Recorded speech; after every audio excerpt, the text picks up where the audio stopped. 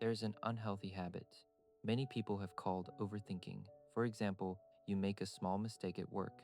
Your boss says a few words about it, and suddenly your mind starts running wild. Does my boss dislike me now?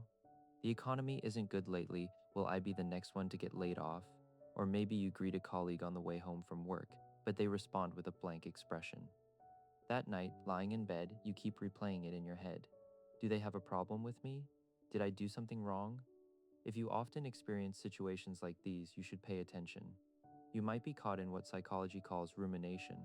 Rumination refers to repeatedly thinking about negative events and continuously amplifying your painful emotions. Simply put, it's when you keep fighting with yourself in your own mind. In fact, many people don't even notice they have this thinking pattern, because rumination looks very similar to reflection or self-review, but in reality, they are completely different. Reflection is meant to help you learn from experience and find solutions. Rumination, on the other hand, is just going in circles inside your emotions. For example, you might repeatedly recall an embarrassing moment in front of others.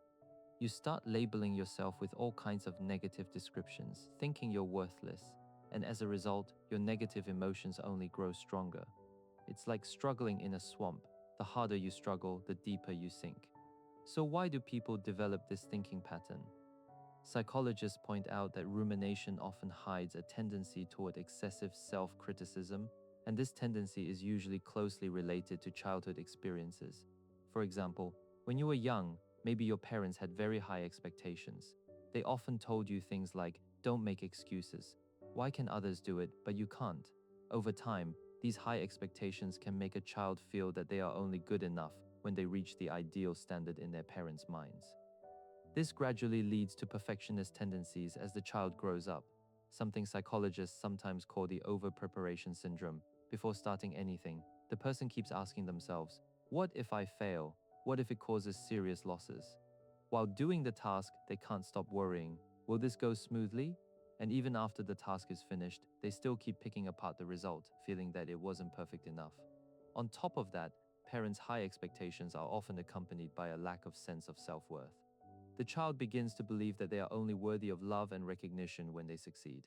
Love feels conditional, and this kind of conditional love can lead to low self-acceptance in adulthood. People begin to overanalyze and criticize every decision or action they make. Over time, this doesn't just affect emotions.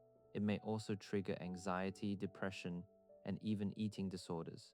So how can we stop rumination? Psychological research shows that the more a person ruminates, the stronger their anxiety becomes. To break this cycle, the best solution is action, shifting yourself out of the emotional vortex. When you focus on doing the things you're supposed to do and put in real effort, you naturally receive positive feedback. Many people take action while constantly doubting themselves and procrastinating. In the end, they miss the best opportunities.